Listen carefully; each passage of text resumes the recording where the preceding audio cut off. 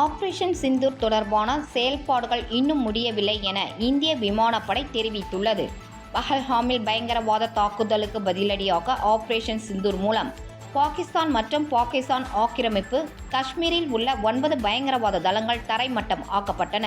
இதனால் இந்தியா பாகிஸ்தான் இடையே கடந்த 4 நாட்களாக போர் பதற்றம் ஏற்பட்ட நிலையில் இருதரப்பும் சண்டையை நிறுத்திக்கொள்ள சம்மதித்தன. இந்நிலையில் ஆபரேஷன் சிந்தூர் தொடர்கிறது என இந்திய விமானப்படை தெரிவித்துள்ளது. இது தொடர்பாக இந்திய விமானப்படை வெளியிட்டுள்ள செய்திக்குறிப்பில், இந்திய விமானப்படை தனக்கு ஒதுக்கப்பட்ட பணிகளை துல்லியமாகவும் தொழில்முறையுடனும் வெற்றிகரமாக நிறைவேற்றியதாக தெரிவித்துள்ளது.